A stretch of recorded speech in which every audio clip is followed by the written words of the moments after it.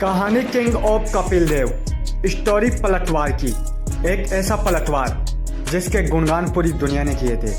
एक ऐसे मैच की कहानी जिसमें करोड़ों हिंदुस्तानियों का सिर फख्र से ऊंचा कर दिया था। एक ऐसी पारी की कहानी जो क्रिकेट के इतिहास में उस दिन के बाद कभी भी नहीं खेली गई। कपिल देव की यह पारी इतिहास के पन्नों में सुनहरे अक्षरों में हमेशा हमेशा के लिए दर्ज होगी।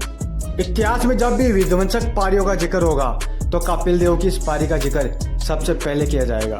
नमस्कार दोस्तों, मैं संजय सैनी और आपका स्वागत करता हूं हमारे YouTube चैनल संजू डॉक्यूमेंट्री के स्पेशल एपिसोड कपिल देव के डायनामाइट शो में। तो चलिए शुरू करते हैं कपिल देव की इस महान कहानी को। 1983 वर्ल्ड कप टीम इंडिया जिसकी कप्तानी कपिल देव के हाथों में थी। इस वर्ल्ड कप टूर्नामेंट में 2 जीत और 2 हार के बाद आने वाला 5वां मुकाबला डू और डाई का बन गया था। हर हालत में भारत को जीत चाहिए थी। भारत किसी भी हालत में हारना नहीं चाहती थी।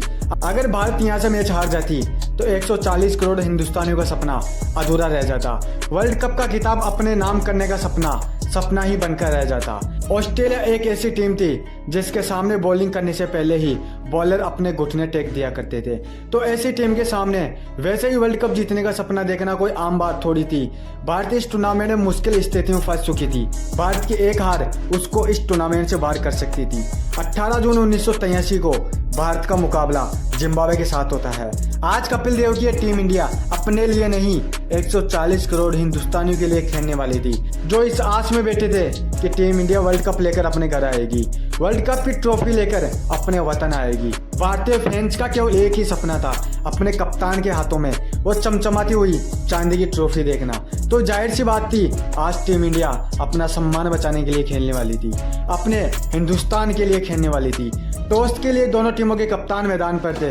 एम्पायर्स की मौजूदगी में सिक्के को उछाला जाता है और सिक्का टीम इंडिया के कप्तान कपिल देव के पक्ष में गिरता है और कपिल देव ने बिना कोई सोचे समझे सीधा बल्लेबाजी करने का ऐलान कर दिया। जिस मैदान पर कपिल देव को पहले गेंदबाजी करनी चाहिए थी, वहां उन्होंने पहले बल्लेबाजी करने का फैसला लेकर सभी को चौंका दिया। भारत के टीम मैनेजमेंट को समझ में नहीं आ रहा था कि कपिल देव आज ये कौन सा गेम खेलने वाले हैं। दूसरी ओर जिम्बाब्वे के कप्तान को जब पूछा गया कि भाई आपकी गेंदबाजी को लेकर क्या रणनीति है, तो कप्तान ने कहा कि हम भी यही चाहते थे कि हमको पहले गेंदबाजी मिले, और कपिल देव ने हमारा काम और भी आसान कर दिया। अब सम्मान की लड़ाई शुरू होती है। भारत की ओर से बल्लेबाजी करने के लिए गावस्कर सर और श्रीकांत सर आते हैं। कप्तान ने दोनों को पहले ही समझा दिया था कि जाओ शांत से बल्लेबाजी करो, इस मैच में अपनी सारी जान लगा दो, इस तरीके से बल्लेबाजी करो कि भाई मेरे को मैदान पर ही नहीं आना पड़े, आज सब कुछ तुम्हारे हाथों में है। कपिल देव ने दोनों बल्लेबाजों को सही तरीके से समझाकर वो नहाने के लिए निकल जाते हैं। कप्तान की बातें दोनों ने ध्यान से सुनी और बल्लेबाजी करने के लिए मैदान पर आ गए। लेकिन जिम्बाब्वे की ओर से पहला ओवर लेकर आए केविन पीटरसन ने पहले ही ओवर में गावस्कर सर को क्लीन बोल्ड करके पवेलियन में बैठा दिया। दूसरे ओवर में श्रीकांत सर भी केविन ओरसन का शिकार बनके पवेलियन लौट गए। भारत के 2 ओपनर बल्लेबाज आउट होकर पवेलियन लौट चुके थे। आज इस सम्मान की लड़ाई में दोनों ओपनर को सोच समझकर बल्लेबाजी करनी चाहिए थी, थोड़ा समय लेना चाहिए था, पर जिम्बाब्वे के गेंदबाजों ने कहर बरपा दिया। इससे पहले टॉस जीतकर पहले बल्लेबाजी करने के कपिल देव के इस फैसले पर सभी भारतीय फैंस उनकी निंदा कर रहे थे। कप्तान का फैसला उनके खुद के लिए ही घातक साबित हो चुका था। अब मैदान पर भारत की ओर से बल्लेबाजी करने के लिए संदीप पाटिल और महेंद्र अमरनाथ की जोड़ी मैदान पर आती है। दोनों बल्लेबाज धीरे धीरे पारी को आगे लेकर जाते हैं। कपिल देव दरवाजा बंद करके नहीं रहे थे कि बलविंदर सिंह सिद्धू उनका दरवाजा खटखटाने लगते हैं। सिद्धू कपिल देव को यह सूचना देने के लिए गए थे कि हमारे दोनों ओपनर बल्लेबाज आउट हो चुके हैं, लेकिन तभी पीछे से संदीप पाटिल और महेंद्र अमरनाथ भी अपनी टीम का साथ छोड़ देते हैं। भारत अब एक मुश्किल स्थिति में फंस चुका था। भारत ने अपने टॉप 4 बल्लेबाजों को खो दिया था। बलविंदर सिंह सिद्धू लगातार दरवाजा खटखटाते रहते हैं और फिर कपिल देव जब बाहर आए तो उनको गुस्सा आ जाता है। कपिल देव बाहर आकर देखते हैं कि भाई हमारे दोनों ओपनर बल्लेबाज आउट होकर पवेलियन में अपनी हार का तमाशा देख रहे हैं। कपिल देव ने जब सिद्धू से स्कोर पूछा तो उन्होंने बताया 9 रन व 4 विकेट। यह सुनकर कपिल देव के पैरों के नीचे की जमीन खिसक जाती है। उनको यह समझ में नहीं आता है कि भाई एकदम से ये कैसे हो गया, पर जो होना था वो हो गया। अपनी टीम की यह बुरी हालत देखकर कपिल देव तुरंत तैयार हुए और बल्लेबाजी करने के लिए मैदान पर उतर गए। कपिल देव जो मैदान पर बल्लेबाजी करने के लिए आ रहे थे, तब जिम्बाब्वे के खिलाड़ियों का शोर बता रहा था कि उन्होंने भारत के जबड़े से जीत को छीन लिया है। जिम्बाब्वे के सारे खिलाड़ी सेलिब्रेशन कर रहे थे। कपिल देव को देखकर उनको चिढ़ा रहे थे। सारे जिम्बाब्वे के फैंस इस कदर जश्न मना रहे थे कि मानो उन्होंने वर्ल्ड कप की ट्रॉफी अपने नाम कर ली हो।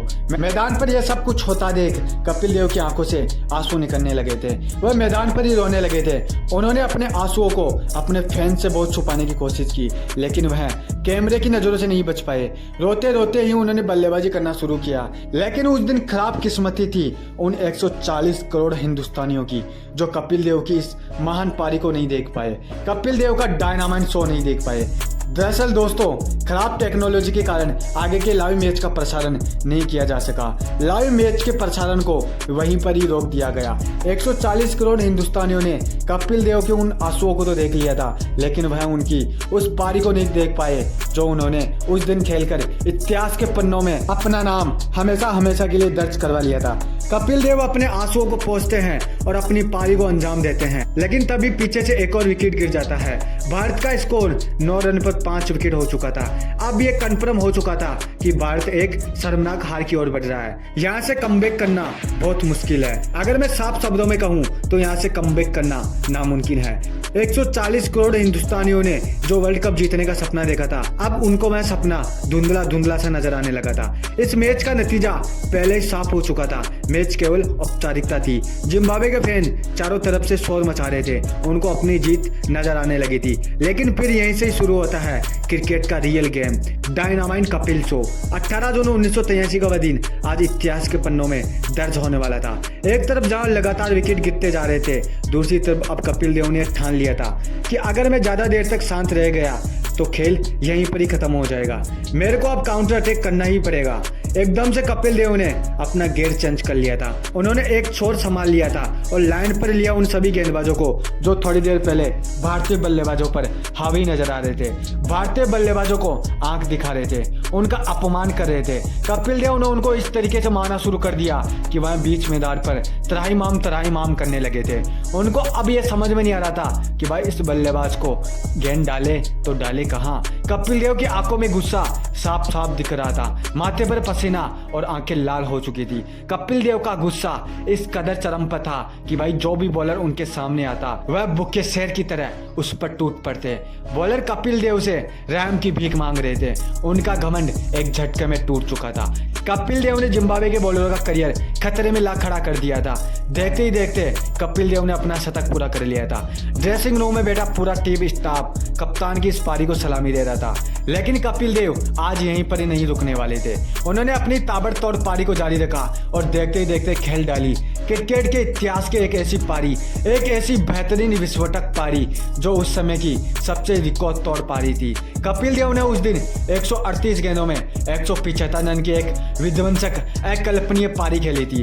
एक समय जहां भारत का स्कोर 9 रनों पर 5 विकेट हो चुका था, वहीं अब भारत का स्कोर कपिल देव की इस बेहतरीन पारी की बदौलत 268 रन के एक सम्मानजनक स्कोर तक पहुंच गया था। कपिल देव ने तो अपना काम कर दिया था। कप्तान ने आज एक ऐसी पारी खेल दी थी जो इतिहास के पन्नों में सुनहरे अक्षरों में दर्ज हो गई थी। 30 मिनट के ब्रेक के बाद जिम्बाब्वे के बल्लेबाज बल्लेबाजी करने के लिए तैयार थे, लेकिन उस दिन किसी भी भारतीय फैंस, किसी भी जिम्बाब्वे के फैंस ने यह नहीं सोचा होगा कि मैच इतनी जल्दी ही खत्म हो जाएगा। थोड़ी देर पहले जो जिम्बाब्वे के खिलाड़ियों को लग रहा था कि मैच हमारी मुट्ठी में है, मैच हमने जीत लिया है, अब एक एक करके जिम्बाब्वे के सारे बल्लेबाज आउट होकर ताश के पत्तों की तरह पवेलियन लौट रहे थे। एक बल्लेबाज आता और दूसरा बल्लेबाज आउट होकर पवेलियन लौट जाता। उनके लगातार विकेट गिरते जा रहे थे। उनका कोई भी बल्लेबाज भारतीय शेरों के सामने नहीं टिक पा रहा था। और फिर एक वक्त ऐसा आया जहां पूरी जिम्बाब्वे की टीम ने 235 रन पर ही अपने घुटने टेक दिए और भारत ने मुकाबला जीतकर पूरे विश्व को यह बता दिया कि 1983 का ये वर्ल्ड कप, 1983 की यह ट्रॉफी हम अपने घर लेकर जाने वाले हैं। इस मैच के बाद भारत ने ऑस्ट्रेलिया को हराकर सेमीफाइनल में जगह बनाई। मैच जब खत्म हुआ तो भारतीय टीम के कोच रवि शास्त्री कपिल देव के पास गए और उनको कहा कि हम बहुत भाग्यशाली लोग हैं, हमारी किस्मत बहुत अच्छी है कि हमने आपकी यह बेहतरीन पारी देखी। बदकिस्मत तो वह 140 करोड़ हिंदुस्तानी है जो आज आपकी इस महान पारी को नहीं देख पाए, आपकी इन 175 रन की पारी को नहीं देख पाए। आपकी यह 175 रन की पारी इतिहास के पन्नों में हमेशा हमेशा के लिए याद रखी जाएगी। जब भी 1983 के वर्ल्ड कप का जिक्र होगा तो आपकी यह पारी सबसे पहले याद की जाएगी। दोस्तों उस दिन 140 करोड़ हिंदुस्तानियों की किस्मत खराब थी कि कपिल देव की इस खतरनाक पारी को वह नहीं देख पाए। बीसीसीआई की खराब टेक्नोलॉजी की वजह से मैच के लाइव प्रसारण को रोक दिया गया था, लेकिन वहां के टीम स्टाफ ने कपिल द्वारा खेली गई इस पारी को कैमरे में रिकॉर्ड कर लिया था, जिसको बाद में सोशल मीडिया पर अपलोड किया और पूरे हिंदुस्तान ने कपिल देव की इस महान पारी को देखा। दोस्तों इस महान खिलाड़ी के लिए एक लाइक तो बनता है, और ऐसे ही बेहतरीन डॉक्यूमेंट्री सुनने के लिए और क्रिकेट की हर लाइव अपडेट जानने के लिए चैनल को जरूर सब्सक्राइब कर लें।